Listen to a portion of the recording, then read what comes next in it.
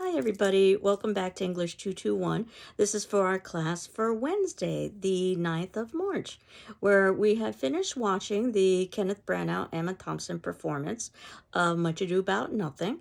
And I wanted to talk a little bit about what was going on within the play and also some of the themes as well. So, in terms of the first act, we know that the first act is going to be establishing who the characters are, what the setting is, and what the conflicts are. And notice that the beginning of the play begins with the men returning from war. And I think that's important in terms of establishing the theme because we are going to see another kind of war, a relationship war between Benedict and Beatrice in particular, even though the play is supposed to be about Hero and Claudio, but ultimately it's Benedict and Beatrice who steal the show, as we can see with Branagh and Thompson playing those two lead roles. And I had indicated in some of your attendance comments that both of them were married at the time in which they did the production, and I think you can see the chemistry between them. Unfortunately, the last I heard, they refused to work with one another after a rather bitter divorce, but nevertheless, the men are returning from war to Messina, Italy, and we know that Shakespeare likes to place his plays in exotic locations, but we know that from Midsummer Night's Dream. But outside of the setting of an exotic location, it may as well be England proper. And Hero and Claudio are introduced as a young, innocent, naive possible couple, a kind of romance that would be more arranged than anything else. And that would have been much more typical during the time of the Renaissance, something that we had talked about with Midsummer Night's Dream when we were talking about Theseus and Hippolyta. Benedict and Beatrice are also a possible couple. They are rather unusual in that they are equally matched in terms of wits. They are also older and more mature. And we also know that Governor Leonardo, who is Hero's father, is ultimately supposed to make the decision. And at one point, he even suggests to her that if Don Pedro were to offer himself, that she should accept. And of course, it's not, Don Pedro does offer himself, but he offers himself for Don or for Claudio, and then ultimately, in some ways, almost like a Cyrano de Bergerac version. Then ultimately, what we've got is Hero, who seems to be completely and totally overjoyed, but their love is rather fickle and superficial, as we see as the play unfolds. We are also introduced to Antonio, which happens to be Leonardo's brother, and he will be important later on in the play. And Prince Don Pedro, who is a friend and is hosting, as well as his bastard brother Don John, who is both a literal and figurative bastard. The idea is that he is, in one way or another, filled with resentment because of his bastard status, although there isn't any kind of evidence in the play that he's treated any differently because of that. And of course, we've got a humorous subplot, much like we saw in Midsummer Night's Dream. Here we've got the Constable Dogberry, who is an incompetent. And I think that one of the things that we'll see in this particular play is how all of the subplots will merge, much like we saw with Midsummer Night's Dream. So Act 2 is going to be our rising action. This is where Don John briefly tricks Claudio about Hero's wooing. And there's going to be some foreshadowing here because ultimately Don John is going to be tricking Claudio again, which illustrates how gullible Claudio is. And it also illustrates how particularly vindictive Don John is. He doesn't necessarily have a motive. He says he's a plain dealing villain, and there could be some resentment about his bastard status, but the reality is that he seems to enjoy being villainous. And we talked about how Puck was in Midsummer Night's Dream wasn't villainous, he was mischievous, but we've moved on to another level. If you are in any way familiar with Othello, then you will be familiar that much of this plot is going to be re-examined, but from a tragic perspective in Othello. And we see, to our great amusement, how Benedict is convinced to love Beatrice. Now, they've spent a good part of the play declaring their hatred for one another, and methinks they doth protest too much. Everybody can see around them that obviously they do love one another. They are just too frightened to admit vulnerability. I had a professor in college who once said that they were both two essentially lonely people. And of course, since we know that we are going to have a happy ending, that Beatrice and Benedict will end up together, and they seem equally matched in terms of wit. In fact, it might be that Beatrice has slightly the upper hand. Notice that Benedict is the first one who is convinced to love Beatrice, and in the costume party, and this is very typical of Shakespeare, doing something like a masquerade party so that he could talk about the masks or the facades that we all wear. Beatrice takes great advantage of being able to insult Benedict, pretending that she doesn't know he's behind the mask, but she's quite aware that he is. Act 3 is when we're going to get the height of conflict, as we know. And not only is Beatrice at this point convinced to love Benedict, but more importantly, Don John tricks Claudio about Hero's virginity. And we know the importance of virginity. We talked about this a little bit with Midsummer Night's Dream. We will see it even more forcefully when we get to the 4th act, where Hero is rejected by all, including her own father, because of the rumor and the hearsay about her infidelity. Act 4 is when we begin to get some descending conflict, but of course Claudio rejects the unfaithful Hero at their wedding, and again, it's more mean-spirited than anything. Rather than doing it privately, he decides to do it publicly so that he can basically kill her reputation. And this is going to be important because later on she pretends to be dead, but she may as well be dead because her reputation has been destroyed. In other words, her worth has been destroyed in this particular society. And Leonardo, her own father, wishes that she was dead because of the shame and scandal that she's bringing upon the family. Now, the friar, who is supposed to represent reason and rationality, devises a scheme of Hero's seeming death. Again, in some way, she is already dead because of her reputation. The idea is that if others believe that she is literally dead, well, you value that which you no longer have. One of Shakespeare's many lessons, so that there will be an opportunity for individuals to feel a certain level of remorse, especially as when the play unfolds, it turns out that Hero has indeed been faithful. And Act 5, we know, is when we're going to be getting our resolution. Now, at this point, Benedict threatens Claudio. Keep in mind they used to be friends, but Benedict has been asked by Beatrice to intervene and to take action on her niece's behalf in order to protect her honor. I think it's another illustration of how Beatrice has the upper hand in their relationship, and that she's willing to or able to convince Benedict that he should go to blows with Claudio. And if this were a tragedy, then ultimately it would result in physical harm and or death. Dogberry, of course, the incompetent who maintains throughout the entire play that he's competent, and we know that he's anything but. He's the one that exposes Hero's innocence. Notice the similarity to Benedict and Beatrice, maintaining one thing, but we know that it's the exact opposite. Benedict and Beatrice maintain that they want to be single, and they dislike one another, and obviously that's not the case.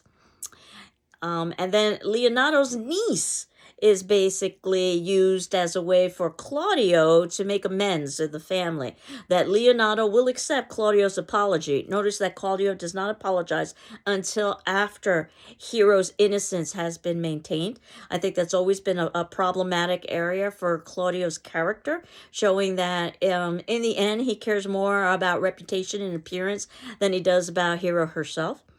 But nevertheless, his apology will be accepted if Claudio marries Leonardo's niece, who basically is his brother's daughter, and ultimately the niece is revealed to be Hero.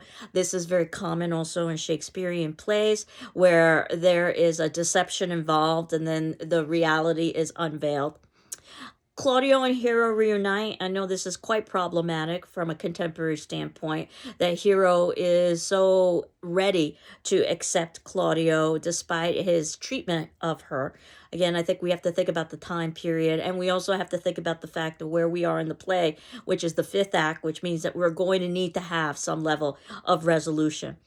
Claudio and Hero unite, or reunite, I should say, but more importantly, Benedict and Beatrice are forced to publicly admit their love. Notice that into the very ending of the play, they continue going back and forth about whether or not they love one another. And it's only when there is physical evidence that shows that they've been doing things such as writing love poetry to one another that they must admit that they love one another. And Don John, very tellingly, is going to be punished later when the play is over. I think that's quite important so that we can end the play with a happy celebratory mood. Also, keep in mind, if you're looking at the notes below, that we had talked about writing critical papers, and that is in the syllabus and other documents folder.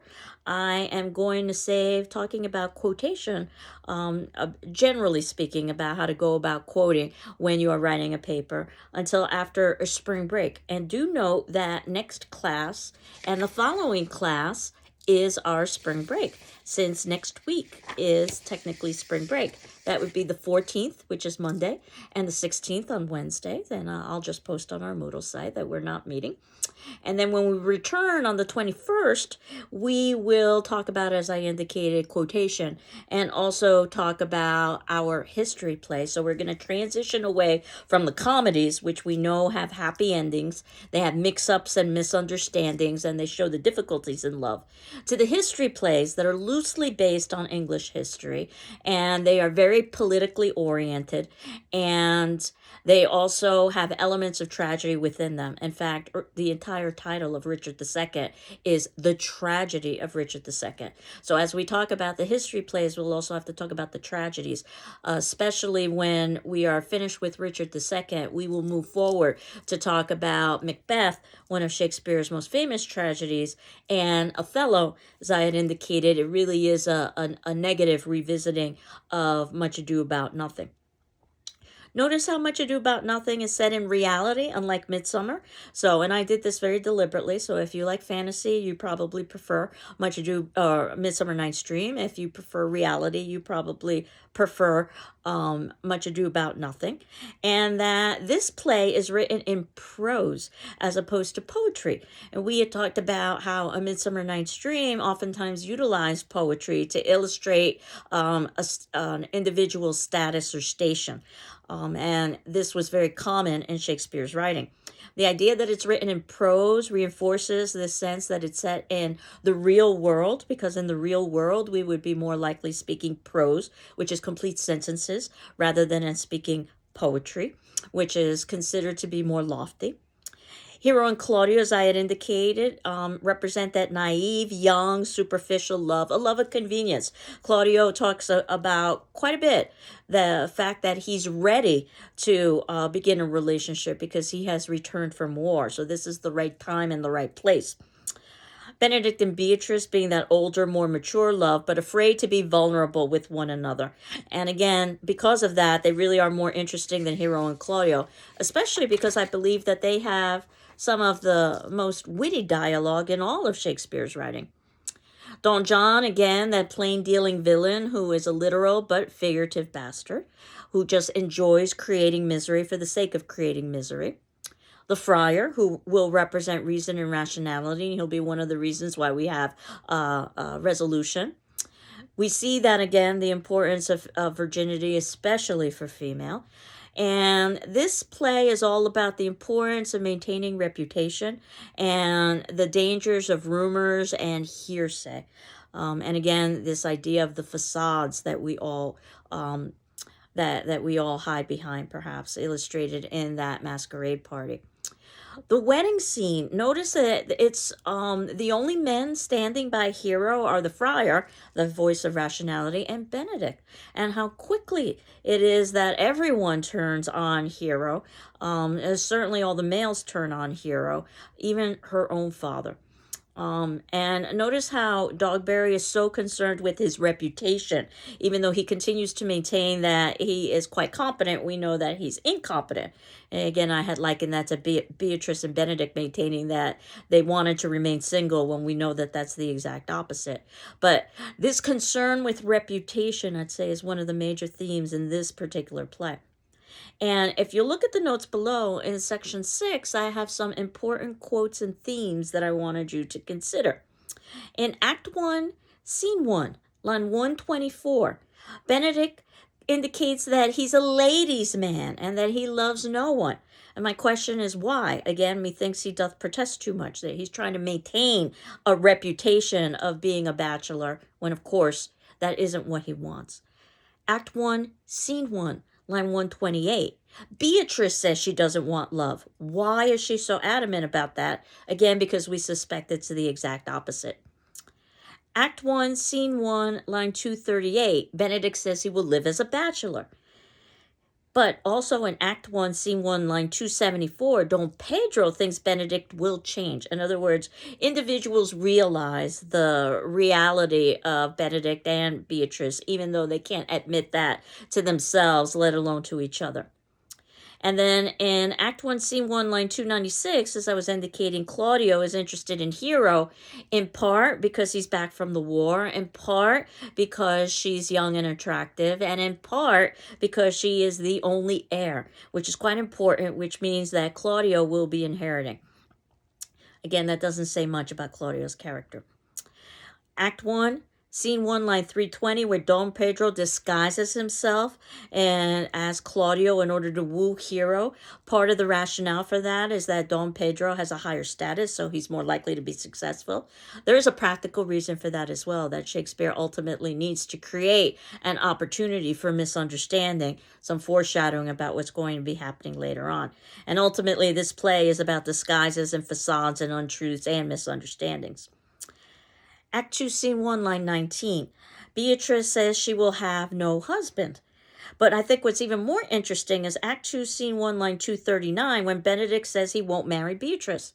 No one has ever said anything about him marrying Beatrice.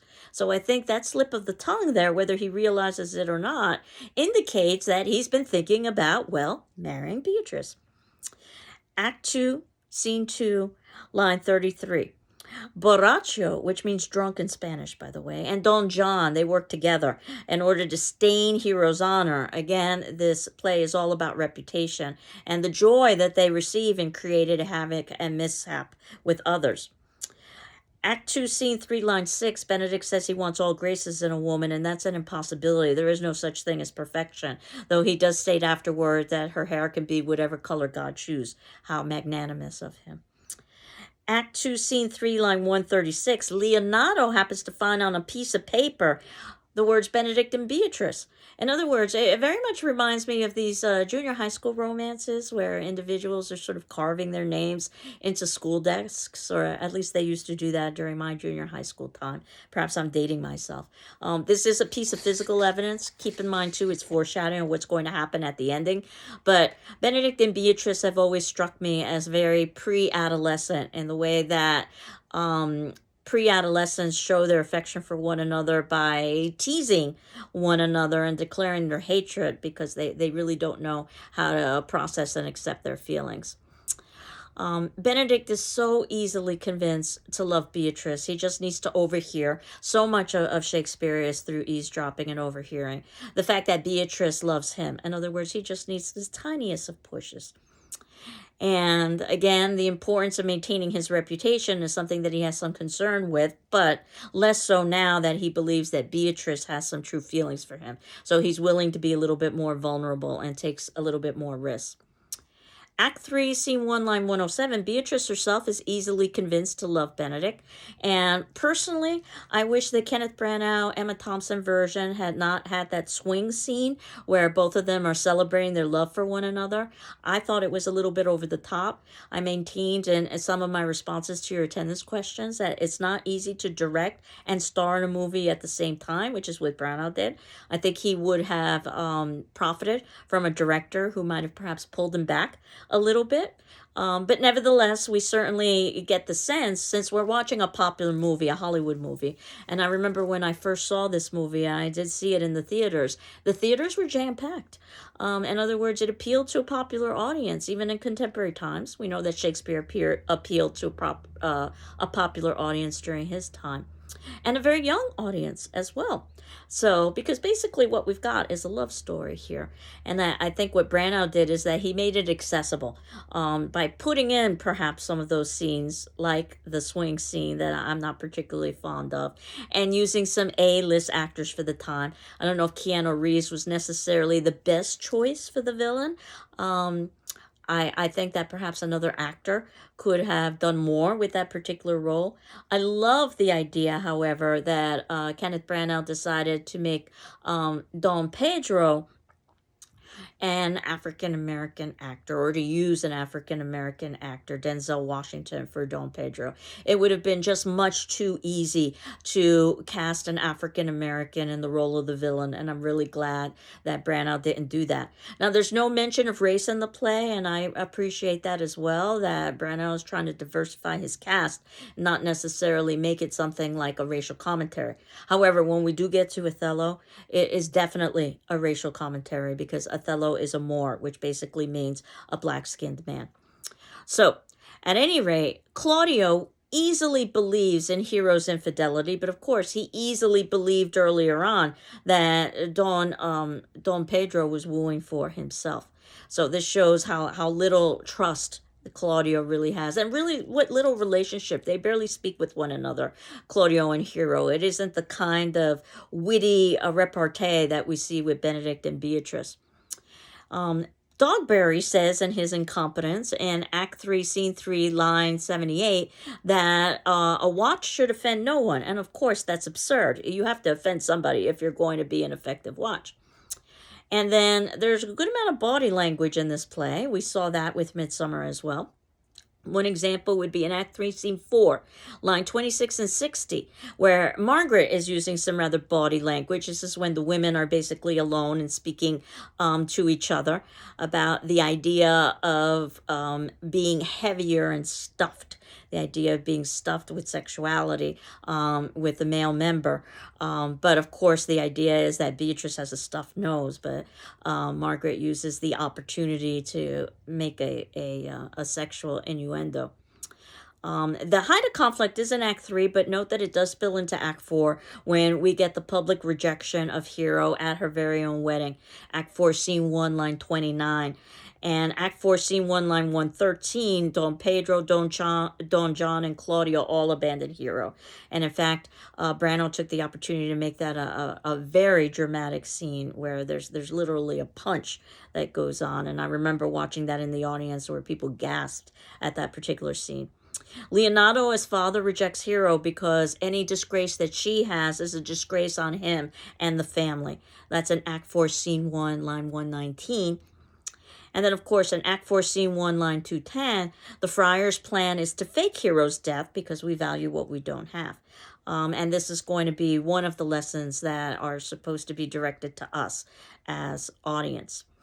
We finally get Act 5, Scene 1, line 150. Beatrice is filled with wit. In fact, the entire play is filled with wit. And Act 5, Scene 1, line 251, this is where Claudio forgives Hero, but only because Hero's innocence has been proven.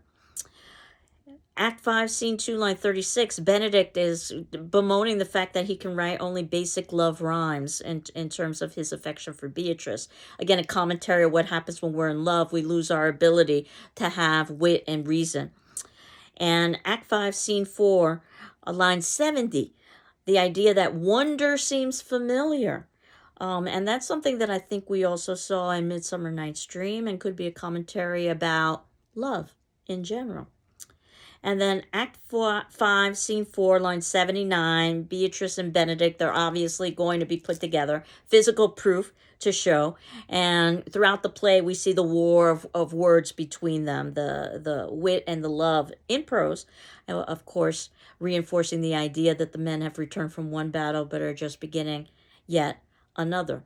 So hopefully that'll give you a good idea of some of the major elements to think about in terms of some of the elements of the play. Some observations, and this is in section 7 of the notes below. Notice that Benedict, as I said earlier, is willing to kill Claudio for Beatrice. Beatrice has a very telling speech in Act 4, Scene 1, line 303. Oh, if only I were a man that I could take action. We know that Shakespeare oftentimes makes commentary about gender in his plays, and we see that there. In some ways, Benedict and Beatrice are the exact opposite of Claudio and Hero. And Don Pedro are the exact opposite of Don John. So if you're looking for possible topics to discuss in perhaps a journal or even eventually a paper, you could talk about something like opposites. Or masks and facades. That would be another interesting paper topic, especially with the costume ball. And again, as I had indicated, Don John being punished after the play ends is quite important in terms of our maintaining the mood of the particular play. So some upcoming due dates, and you can see this in section 8 in the notes below. Journal number 3, which is going to be on Much Ado About Nothing. I'm working on your second journal, Midsummer Night's Dream, so I should be able to get that back to you shortly. Certainly before your Much Ado About Nothing journal is due. That's going to be due on the 21st, which happens to be a Monday, at 11:59 p.m. via PDF to my email, as usual. Again, keep in mind that the previous week is a spring break week. Certainly you can hand in assignments early, but I wanted to be able to give you a legitimate week off if you so needed it and desired it. Paper number 1, comedy, and we started talking a little bit about paper topics and writing papers. I still need to put some resolution on how to go about quoting, so we'll do that after spring break. That first paper, that 4 to 5 page paper or so, that's going to examine a specific element within probably either Midsummer Night's Dream or Much Ado About Nothing, will be due on the 30th of March, which is a Wednesday, at 11:59 p.m., again via PDF to my email, ruiz@gcc.mass.edu. Keep in mind that the papers are graded more formally than the journals, so I will evaluate not just for content, the way I do with the journals, but also for grammar and mechanics. And also at the ending, I will put a letter grade as opposed to a checkmark grade, which is what I'm doing with the journals.